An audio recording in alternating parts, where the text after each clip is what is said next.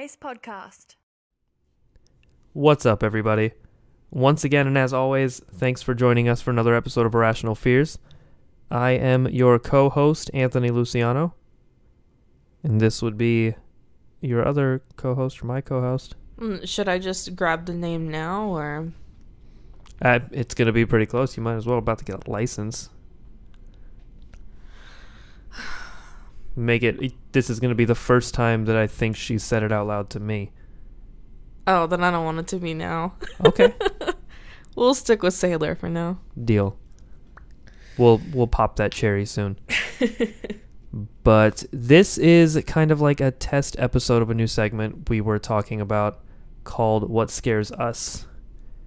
We danced around names for a long time, so we'll see. But this is going to be where we get submissions from like the listeners and stuff and our own personal fears, and we talk about just what scares us, why it's scary, maybe like traumatic experiences or something that made it scary. And at the end, share a story, like a short story based around that fear to kind of keep the narration thing going. We don't want to give that up. It's our bread and butter. We did have a story commissioned for this episode, especially. Yes. Shout out to, what is it, Knutson writes? Mr. Mikey Knutson. We got links on links. I mean his Twitter. Oh, He's yeah. At Knutson writes. Knutson writes. For all of us in the real world, it's Knutson. That dude is a fucking animal when it comes to writing. I literally give him a subject and he's like, yeah, here's a story 12 hours later. And they're always good. He just shit it out. God damn. I've got a fucking fast metabolism, but I can't even digest ideas that fast. So we have our first one's actually mine, or one of mine. Do you want me to just? Yeah. Okay. So we have been kind of dancing around how to start this and where to start it, and it is something that we definitely want to get you guys involved in at some point and have guest speakers with, but we figured for the first couple we'd probably just focus on our own fears and things like that.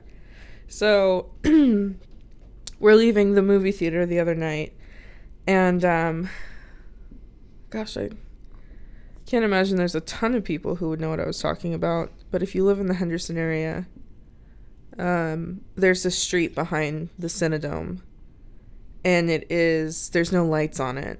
It's just... The thing that makes it weird is it's like by an elementary school, too. Yeah. It doesn't make any sense. It's a school zone. It's right next to like a rec center, like that little water park, the Black Mountain Water Park. I have no idea, maybe. Yeah, it's just an older part of town, but, you know, we're leaving the theater. It's late because we saw like a 10:30 showing of Wonder Woman. And that's for the next real talk. Yeah, I saw you fire up. Just keep it inside. And I was driving, and we take this corner. There's like one light in the very beginning, and then we take this corner, and it's just dark. And I just go like completely rigid, and total emotional shutdown. I don't look at Anthony, but I just say I'm uncomfortable, and he immediately goes, "I know." Yeah. What scares us is dark roads. Fucking, like, dimly lit roads, or it wasn't even dimly lit. Or roads that have like no fucking, if there's no street lights, or the road is only lit by like the porch light of the houses that are on it. Yeah, because you even had me put the brights on, and it still wasn't very, very well I could see. No, because with the brights you get like that tunnel vision. Yeah, so I didn't really pronounced darkness. Like it. And I think when I was little, just to try to pull some sort of origin story for me, I mean, one of my biggest fears in general is the dark. Just because of some childhood trauma I won't get into on this segment, but I just honestly, like, I have always been deathly afraid, like, jump from the door frame to the bed of the dark. Like, I can't, I don't know. I I'm terrified of the dark. So even in the confines of a car, being in a situation where I can't see and I'm driving, I'm like constantly terrified something's going to jump out, or I'm going to be unprepared, or something will scare me and it will get to me because nobody else can see in this area.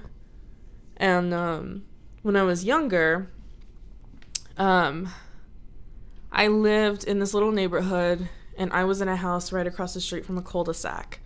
And my best friend, like, in the entire world from age 4, lived on the house, or in the house on the corner of the cul-de-sac.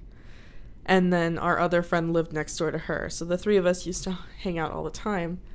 And, you know, we'd go rollerblading and riding our bikes around the neighborhood. It was a small neighborhood, so it was okay. But there was this one street in the very back that all the neighborhood kids always talked about. And there were a couple times where we were out past when the streetlights were on, which was a big no-no when I was a kid. And I swear to God, we saw things back there. And this back road, it was like the streetlights were constantly out. And I don't know if they were just not getting serviced, or if they couldn't keep them lit for some reason. I mean, I'm not a streetlight scientist, but You're probably not too far off, though. there was constantly something wrong with them, which also fed into the whole situation. Yeah. And there was one night that we saw like a figure in the middle of the road, and it was so bright. It looked like just as real as me and my friends. And we saw it a couple times over the span. I lived there until I was 13. And we were out essentially every night between at that age, ages 2 young and 13. And I remember the last time we were back there when it was dark, it like looked at us and started to come towards us, and I legitimately, like, I grabbed my bike and I was like, nope. I just like fucking flew home, didn't like say goodbye to anybody. I just went inside my house, turned on a Disney movie, and like that was it. Like, I don't blame you. Why the fuck would you hang around after that? Why would you live there after that? I just, and I mean, I don't do well just like in dark places in general. Like, I love to do scary stuff because I'm weird, but even when, you know, there's like the haunted corn mazes or anything like that where it's like considerably dark, I just instantly get freaked the fuck out. So yeah. Dark roads especially.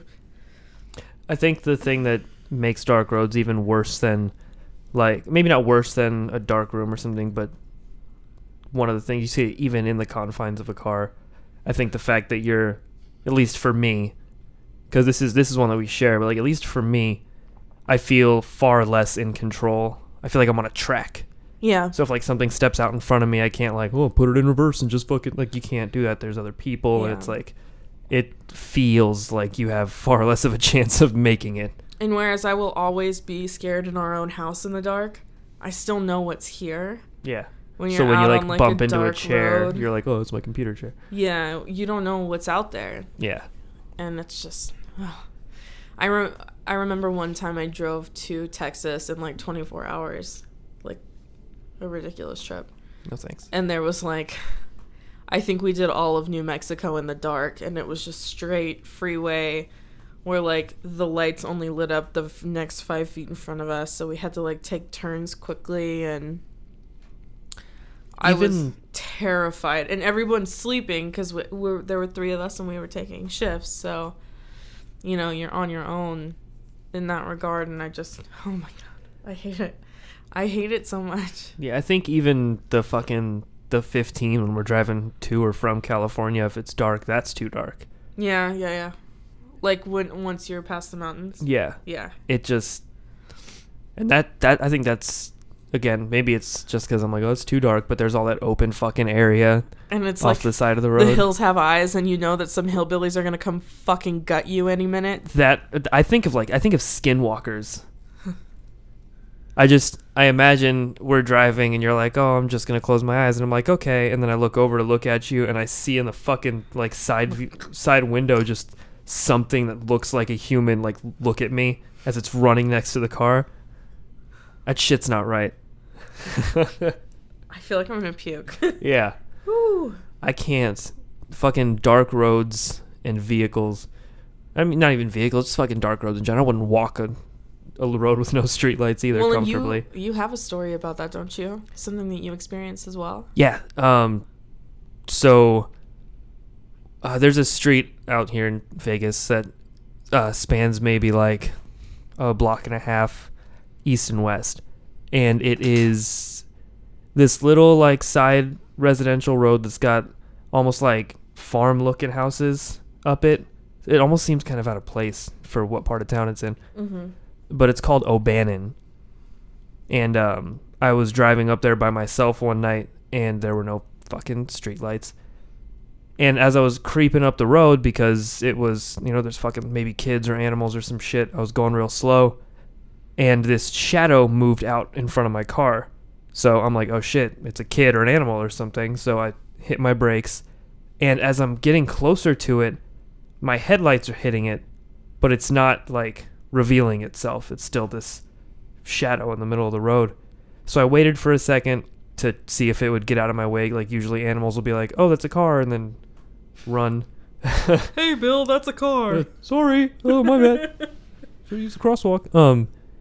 But it kind of started to morph and look like the Pokemon Tangela, I think is how I described it to you. Yeah, with the tendrils. Yeah, and it started kind of like pulsating, and I was like, oh, what the fuck is this? And I was getting ready to get out of there.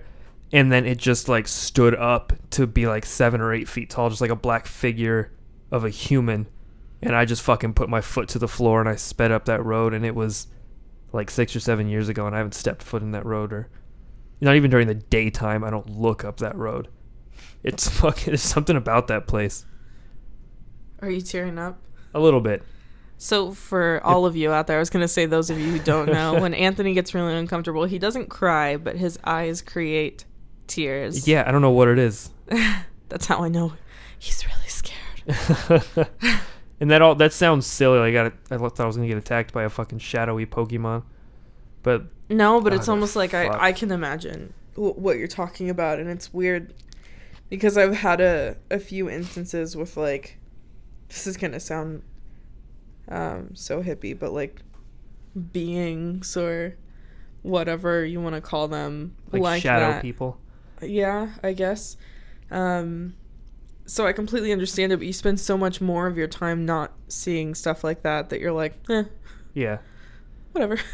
I guess it depends on the context, because I could go into fucking talks about my experiences with like dark shadow people and light shadow people. Oh, let's do a Ouija board episode. I'll tell you some stories. Oh yeah, yeah, we're gonna do that. Because I'm terrified of fucking Ouija boards. And yeah, I have an experience as well. I don't know if you and I have talked about it even, because I talk about it very seldomly. Yeah. But I had like an out of body experience. I don't think you have, no. Yeah. Oh, teaser. Next time on What Scares Us. Jesus. I think even I'm gonna wait for that story, so don't tell it to me. Okay. Yeah. Yeah, but essentially, I'd say, you know, I want to say all the reasons why I'm scared of that are super obvious, but in sharing my bit of background in that, and obviously your experience as well, I could talk about the dark for days, but that's our little segmentundo. That's not a word. So we want to hear from you guys, if you agree, your thoughts, if you guys have any stories. Today might be a little shorter also because we don't have any submissions to incorporate. Right. Or take further on discussion with like a guest or something, but we just wanted to essentially get the feel for, you know, something that scares us, and we want to hear, even if it's not something we're scared of, we want to hear what you're scared of. We want to talk about it, and kind of throw it around, see if, you know, there's any stories here with you guys that we could share on the show, and then, you know, kind of go from there. But this is really just our groundbreaking situation for the new segment to kind of get everybody. Yeah, and if you're one of those people that's like listening and you're like, oh yeah, I'll send them an email, I'll go like send them a story or something, just do it this time. Don't be embarrassed about, like, because a lot of people are embarrassed about what they're scared of. And I think another, like, big point of this is to bring everybody's fears to light, so when people listen, they can be like, oh, fuck, I'm not the only one that's scared of that. Yeah. And kind of, like, just bring everybody together, because I don't give a shit, like, who you are. You're scared of something. And there's nothing, like, too silly. Absolutely. Like, I'm scared of some dumb shit. I'm an adult, yeah, and I still say I'm scared of the dark, and it makes me feel silly, but when I think about it, when I, like, get inside my head about it, I'm legitimately terrified for good reasons. Right. So, you know, if you're scared of porcupines or bars of soap, I mean, I could only imagine there's some fucked up shit behind that, but... Right, and like I said, you don't have to share your personal experiences, or if you don't want us to be like, John Smith from Kansas is afraid of his pubes getting on his toothbrush. But if you're okay with it, you know, send us your stories, and maybe we could do a little Q&A with you about it, and a little Skype call, you know, incorporate it into the segment, so that everybody can hear from you as well. Right. And just shed some light on that darkness. You know what I'm saying? As our good friend Robbie likes to say, put that shit on Front Street. Okay. Yeah. That's pretty good. I agree. All right, so we have a story to read for you then, to wrap this little nugget up. Yes. And we're going to do it live style. So this is going to essentially be a semi-live reading. This is our No Sleep podcast live tour. Yep. Welcome to the Irrational Fears podcast live tour, pre-recorded, but barely edited. Promise. We promise you that. It's true. I'm going to sit here and make the same background noise the entire time you're talking, so that people know there's no cuts. Is there a name to this story? Yes. So this is called Done Before Nightfall. And it, again, was written by our good friend Mikey Knutson, who can be found on Twitter at it's KNUTSON writes. And then he also has... Does he have a website? I know of his subreddit.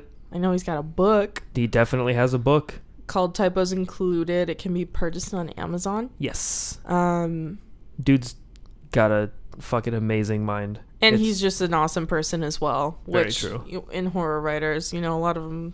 A little loony. They're a little loony. I love you all, but like, yeah, you're a little they're weird a little sometimes. Crazy.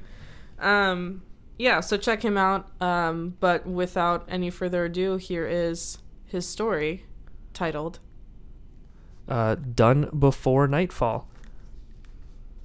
There's a funny story behind the title, but we'll go back into that later. Okay. No, really. I think they did an amazing... Oh, I can read. See that? Right off the fucking bat. All right. We should have pre-read this. Oh, we're so bad at this. All right. No, really. I think they did amazing things with the direction of the story. I chuckled as I pled my case with my fiancé. They took it to places the comics only wish they could have gone. Sam shot me a look of disbelief before she rolled her eyes. Of course, you would love it. You got to watch a hot woman flash her butt for 2 hours. All right, I conceded. But can we at least agree that the fights were choreographed well? Sure. Since we started dating, Sam and I were unable to leave a movie theater in agreement about what picture we watched. Be it a chick flick, a rom-com, a Pixar movie, or a mind-bending horror film, we always disagreed. Now, I'm not complaining in the slightest about that. I love Sam, and our witty banter is one of my favorite aspects of our relationship, behind how she puts up with my lame jokes. This is too real. Facts are facts, however, and once we buckled up and I backed my black Toyota out of the parking space, we would dive into loving disagreements. This last movie we saw, well, the arguments got a little intense. We weren't screaming at each other or anything like that. No, that's just not us. This time it was just a lot more back and forth because of strong and, dare I say, gorgeous protagonist. Sam's jealousy was cute and always gave me a good, sensible chuckle. She knew she was the only girl for me. The debating became increasingly intense until Sam finally found time on breakaway on a tangent. What? God. I get too fucking far ahead of myself. Just slow down. The debating became increasingly intense until... I'm going to trip over my own tongue again. The debating became increasingly intense until Sam finally found time to break away on a tangent. Cool. You managed to get us lost. She said in a tone much like my mother's. What do you mean? Oh. She was right. The sun had gone down, and without realizing it, I was driving us down a road swallowed by the night. Dark roads in the desert aren't typically terrifying like the ones in the Midwest and East Coast. There aren't trees and shrubbery trying to clasp you between their leafy hands. The desert has beautiful, open roads and a lovely view of all the stars in the heavens. Despite all of its beauty, this road felt heavy. It was almost as if it was trying to resist us crushing down the asphalt. Okay, Google, navigate me home. Really? Like, I could have just done that for you. I could feel Sam's trademark eye roll. I mean, come on. They made the technology. Might as... I'm sorry. What was the address you wanted? The robotic female voice interrupt. I think we were both caught off guard by the robot voice. I was like, go? All right. I mean, come on. They made the technology. Might as... I'm sorry. What was the address you wanted? The robotic female voice interrupted me. Home, I said with an annoyed emphasis. Sam laughed. I'm having trouble finding that for you. You win. Babe, will you please start up Google Maps so we can get home? Sam grabbed my phone from the cup holder and began typing in the address to our apartment. I loved using my phone to its fullest extent, but something about this road just left me feeling anxious. It was time to get back to the city. You don't have service. Sam was annoyed. I'll try my iPhone. It's never gonna end, is it? I teased. No signal either. Where the hell are you taking us, Mr. Serial Killer? Right about here, actually, I said as I slowed down to a stop on the side of the road. Should be good enough spot to bury a body, don't you think? I hit the lock button for the doors and gave Sam my best creepy stare. She sighed so heavily that I could taste the popcorn on her breath. You think you're so funny, don't you? Yeah, kind of, I retorted. I shifted the car back into drive and began to pull off. We must have made it no more than a couple 100 feet when I slammed on the brakes, jerking us forward and spilling my leftover Pepsi. The fuck, Mike? Sam half yelled, smacking my shoulder in the process. Hello? Could you explain that shit to me, please? I held up my hand. In front of our car, just barely inside the cone of the headlights, was a small, dark mass. I had assumed it was an animal of some sort. We tend to see that happen a lot with the wildlife out here. But as I watched it freeze right in front of us, it began to melt. Break down, maybe? The asphalt was absorbing the dark creature into it.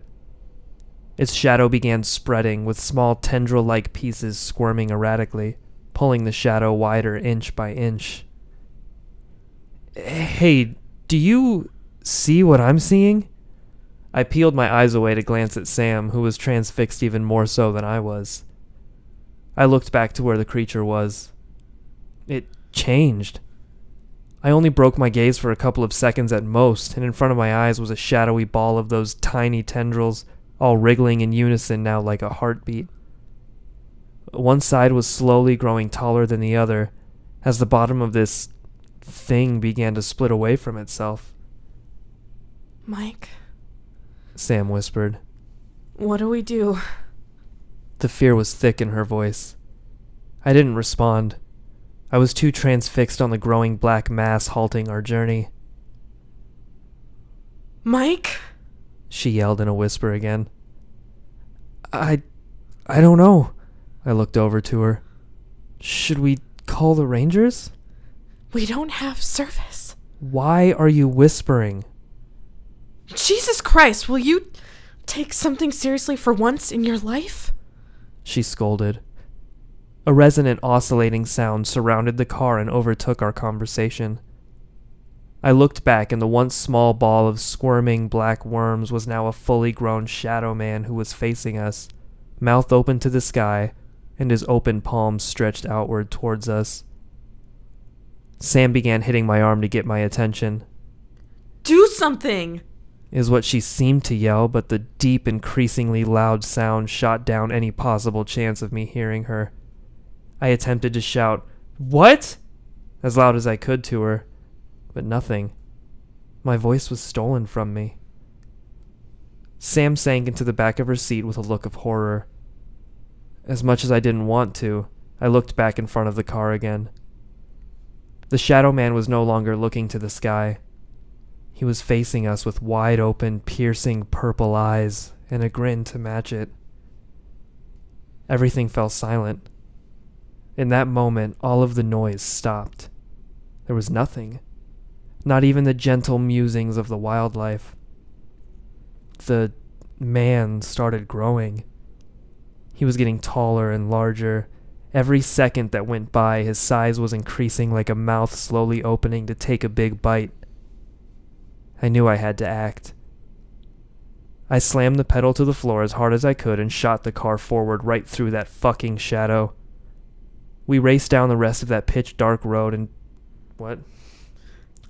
We raced down the rest of that pitch black road in a panicked silence until a voice cracked in the air. Navigating you to home. We never told anyone about that night until now. Hell, we barely believe it happened ourselves. Regardless, we've never driven at night again without a GPS going before the car moves. Everyone has their own unique fears, and Sam and I, we're no different. Some people hate snakes, others hate heights or possibly bees. We won't drive down a dark road. Instead, we prefer to get all of our errands done before nightfall, when it's safe. Did you tell him? Yeah, that's how I pitched the idea to him.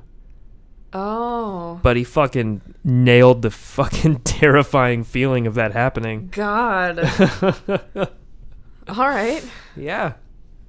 Well, I'm going to give you a little golf clap. You as well, Mr. Luciano. Jesus. So yeah. That concludes our first run. Yes.